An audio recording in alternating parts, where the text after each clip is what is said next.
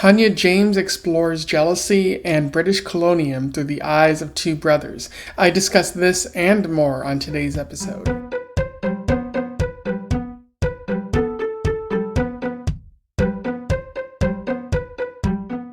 Welcome back to Around the Weird, a booktube channel where I talk about all the unusual and out of the ordinary literature that I've found in my travels. Today it is Short Story Tuesday, a fun day to talk about the short form literature that has interested me as of late. And I have a bit of an unusual and interesting one today. Today's short story is all about wrestling and British colonialism. I am referring to Lion and Panther in London by Tania James, which was published in the short story collection Aerograms and Other Stories, which was published in 2012. For those who don't know, Tania James is an Indian-American writer who has been getting her work published since about 2009, I would say. She's mostly written short stories, but she has written a couple of books. The most recent of which is a book called Loot, which something of interest about that is that on her website there is a blurb from Megha Majumdar saying that the book is quite good. Now that's important to me because I've read Megha Majumdar's A Burning, which was probably one of the it's one of the best books that I've read, but it was on my best of list for 2022, and I highly recommend that you go read that if you haven't done so already. Pretty solid book, so for her to have that kind of seal of approval means quite a bit. Would be interested in checking out more of her work, which I even bookmarked, so that might be a thing that happens. And she also works at a university, so she teaches English to other students,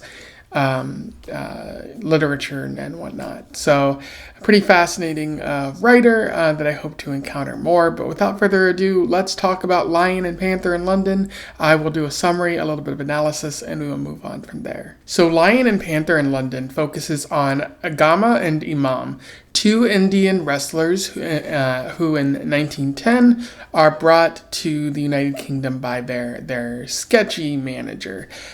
He's trying to find them some fights, but he notes that there is a lack of competition because it appears that what's on the rise in the United Kingdom is fixed fights. Essentially, two wrestlers, making a deal with a promoter and agreeing to make the fall, which is what you see in wrestling today. So this is sort of the burgeoning of that, the beginning of that. Which Gama and Imam don't like because they're actually wrestling. They're from that old school where you have people actually beating each other up and tossing each other in the hopes of winning. But their manager says, you could do that as well. You could make a little money. But Gama and Imam do not want to do that. They want to prove themselves to that they are actually worthy of being world champions. Gama ends up getting a challenger named Doc Roller, and Gama beats them in a little under 2 minutes, which makes the crowd thrilled, and they get some media attention as a result of this. We also see the narrator describe Imam's jealousy here, where Imam feels that they are on Gama's level, but Gama gets more attention. And this has been the case since they were young, where their uncle paid more attention to Gama. No matter how much Imam tried to get that attention, he didn't really get it. And unfortunately, his uncle died before he could prove himself to be on Gama's level. But back in the present, they're receiving more challengers, and Gama seems to defeat them all. Whereas Imam, his fights tend to last a little bit longer, but Imam still proves himself as a fighter, and a lot of people think that he's more flashy and even a better fighter, which the two of them don't really get to prove in terms of competition. But the newspapers report that Imam is the Panther. That seems to be his nickname. As time goes on, the media begins sensationalizing Gama and Imam, especially noting like who can defeat these Indian fighters. Certainly, like a British challenger needs to arise. A sense of nationalism there, and the media even kind of blames Gama and Imam when an Indian national assassinates a British government official. Because again, this takes place in 1910. Of course, they'd be unhappy because of the colonialism, but certainly this has to be Gama and Imam's fault. But nothing ever comes of that. However, finally, Gama is given an opportunity to fight for the championship, and he enters the John Bull tournament, where he wins and ultimately comes face to face with Stanislaus Zbyszko. Zbyszko is a well-regarded fighter, but he hasn't been involved in scandal because he was found out to be fixing fights, doing the whole like stagecraft and kayfabe kind of thing. Which Gama didn't really like. And they end up engaging in a fight, which Gama wins the first round, but at some point Zbyszko gets down on all fours, like you would see with an Olympic-type wrestler, and Gama can't seem to move him. And this angers the crowd, and they start throwing trash at Zbyszko. And once the hour is up, the fight ends, and there's a promise that there will be another match next weekend where Gama and Zbyszko will be able to actually challenge one another, and the winner will get the championship. However, before that fight arrives, Zbyszko flees the country, and Gama is declared the winner in a bit of forfeit. People aren't really happy about that, but at this point, Gama is set to return to his country with Imam, and there's going to be a fun little celebration there, presumably. But unfortunately, in the newspapers, it's reported that Gama is a fraud because he reportedly gave money to Zbyszko to flee the country to throw the fight. Even though that's not true, according to Gama, the newspapers have to report that kind of thing to make Indian men look weak. As the story comes to a close, as they're returning home, Imam offers his support to Gama, noting that Gama is sort of heartbroken by this whole ordeal, but despite Imam's jealousy, he still loves his brother. And that's where the story ends there. In terms of analysis, there's a fair bit to talk about with Lion and Panther in London. James provides us with quite a bit to this short story. It's very meaty and juicy as it is. But one of the themes that James is writing about, or really like one of the ideas, is the idea of Gama versus Imam. The two differences between them. Imam feels jealous of the attention that Gama has received since childhood. The narrator notes that Gama's uncle paid close attention to him after bringing him to a strongman competition because Gama was interested. And even though he was very small, he hung out with the strongmen, and this set him on a path to becoming a wrestler, of challenging others.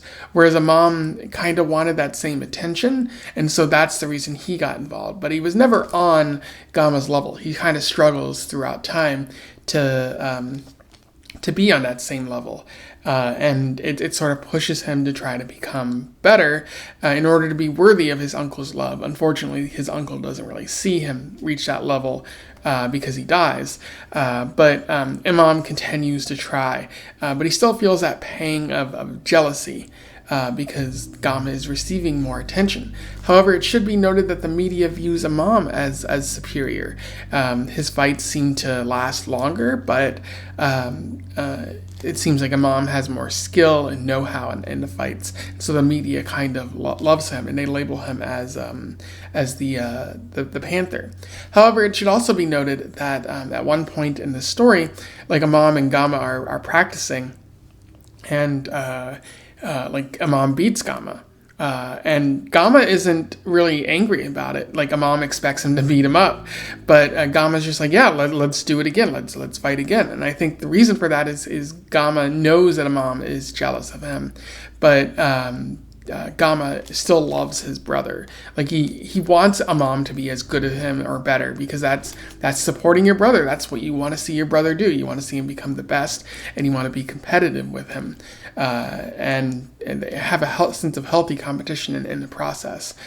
So I like how James characterizes this relationship, noting that there's a sense of jealousy, but also a sense of love, because at the end, despite their differences, Imam still comforts Gama when he's heartbroken about being accused of fraud, because Gama loves wrestling, but here are the newspapers who are saying you're not as good, and there's a sense of brotherhood against oppression, because the whole reason they're accusing him of fraud is because the newspapers don't want Gama to be world champion. They don't want the implication that Indian men can be every bit as good as British men, because nationalism is on the rise at the time, which will certainly be a problem in the next 30 years for both India and the world. So I like that message that James is sending, that you need to support each other through oppression, but also just support your brother in general. James is also highlighting cultural differences in this story. She highlights, the main differences between India and the United Kingdom, especially through Gama's eyes. Him just noting that it just feels weird in this country. There's a difference in the fighting, especially because Gama is seen as training really hard, doing a lot of push-ups and sit-ups and things of that nature. And it doesn't seem like the UK men are really doing the same. They're not as invested in the effort. Allow me to read you an interesting quote from this. "Every year in London, a world champion is crowned anew, one white man after the next, none of whom have wrestled a Pehwan. They know nothing of Handsome Hassan, or Kalu, or the giant Kikar Singh, who once uprooted an acacia tree barehanded just because it was disrupting the view from his window. Gama has defeated them all, and more. But how is he to be champion of the world if this half of the world is in hiding?" And that's just a good quote, kind of setting up the story there, noting the differences early on, that these British men want to call themselves champion of the world, but they haven't even heard of these Indian men. So it's not really champion of the world, it's just a phrase or something like that. And also noting how the fighting is different, whereas the fighting in India is more done for athletic reasons, and the fighting in the United Kingdom is slowly turning into stagecraft, just a way to entertain the viewers. But if it is always revealed that someone is being paid to take a dive here. And Gama is up in arms about that. That's not a noble way to fight or anything like that. It goes against what's going on in India. And then also noting the food and the diet and how that's affecting his bowel movements, which is very silly. But again, that just notes the cultural differences and what you can expect from food and all sorts of things like that. And so there's just less honor in the UK, it seems, according to Gama and Imam. It also seems like their manager might be cheating them in some capacity, because they keep promising to pay Gama and Imam, but they're like, "Oh, I'll pay you after you do all the fights. You'll get a percentage of the gate, of the draw of how many people show up." And then they're like, "Oh, I'll send you the money after you return to India." And so it's becoming apparent that the manager has no intention of paying these two fighters, because they view the Indian men as gullible, as marks, as worthy of being conned. So it's something that Gama and Imam don't really see in in India, and kind of giving way to the whole feelings of oppression and whatnot. So very interesting how James kind of notes these differences, especially the underlying racism that might be there. And related to that racism, James is also utilizing history in this story. James sets the story in 1910. And that brings a colonialist element to the story, because what was going on in India in 1910, not only was the United Kingdom doing colonialist, imperialist things, trying to rule over India, even though the people wanted their freedom, there was also the uprisings that were taking place. The people who were fighting for their freedom and asking for independent rule, including Gandhi, among many others. And so there's ultimately a question here that takes place amongst the media and other people. Like, why are these inferior brown men, at least in the eyes of the United Kingdom, why are they defeating the Brits? Is there anyone who can stand up and defeat the United Kingdom, this country? Is there anyone who can stand up and defeat them from these, the implication is these savages? Because Gama and Imam aren't viewed as equals, they're just viewed as, aggressive outsiders who want to destroy the United Kingdom and take over and hurt our women and all sorts of things like that. The typical sort of imperialist message you were seeing about these people who actually belonged in their country first, but were now dealing with colonialism. And what's also interesting is how the media blames Gama and Imam for the assassination that takes place in the story. They say, oh, because you're so prominent in the eye, this Indian man was emboldened to murder a British government official, ignoring the fact that that was probably already happening in India, ignoring the fact that this is a result of you being colonialist in India. Refusing to really examine why something happens and simply blaming these two men as scapegoats. So you get that part of the story, that this is all underlying there. And it's important to understand that history in order to fully appreciate that story in that regard. And then ultimately, Gama is used as a pawn. He wants to fight Zabisco, but unfortunately Zabisco flees the country because he knows that in a regular fight, one that Gama refuses to throw, Zabisco is going to lose. He's going to lose the fight, and that would make the United Kingdom look bad. So what Zabisco does is he flees the country and he just leaves it to the media to report that surely Gama paid him to do that, and so he's not as good as a fighter as everyone claims. And then in that way, the UK men, their sense of masculinity and prowess is preserved in that way. Even if it's a very unethical and cheating kind of way to do it, they have to do it in order to preserve their fragile egos. So I love how James is utilizing history in this way. Anyway, those are my thoughts on Lion and Panther in London, a high-quality short story. One of the better ones that I've read recently, and one that I highly recommend to you out there. You can find this in your local library like I did. Don't forget to patronize your local libraries. But it might also be worth actually pursuing and buying because Tania James is an excellent writer.